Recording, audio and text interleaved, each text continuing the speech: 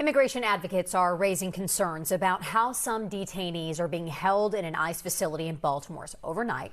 A video circulated online showing dozens of men crammed in a room, many of them on the floor. Now, ICE said the men have not been moved to detention centers out of state due to the weather, the canceled flights, and unsafe travel conditions. Investigative reporter Tracy Wilkins toured that facility last year and joins us now with more. Tracy? Yeah, Sean, this is the same processing facility the News 4 team and I visited last year after ICE increased enforcement under the Trump administration.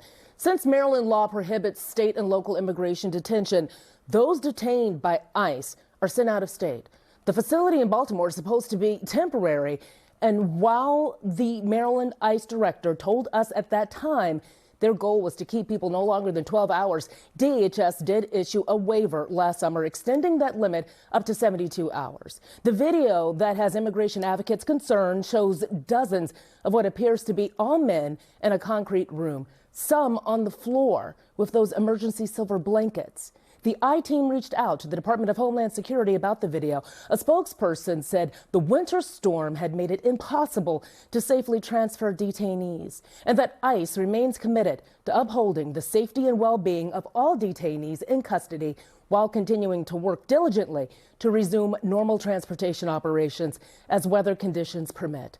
The spokesperson added those in custody are provided with appropriate care, including food, blankets, water, and medical services. But some advocates, like Amica Center for Immigrant Rights, say they've been hearing about overcrowding since last year. I think it's a disingenuous excuse for the situation.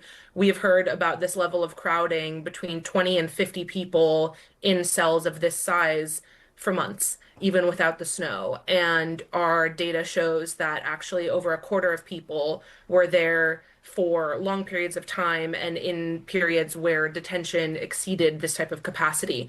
So I think that the snow maybe was a factor of this weekend, but it is not an explanation or an excuse for holding people in these conditions. That attorney says she is most concerned about the facility being able to address any medical issues that come up with detainees. Amica, along with the National Immigration Project, filed a lawsuit last year against DHS and ICE about alleged inhumane conditions in that facility and accused ICE of holding detainees in Baltimore for much longer than state law permits. Amica, who provided us with that video, said it has been submitted as evidence in its litigation against DHS, though the person who shot that video has not been identified due to privacy concerns.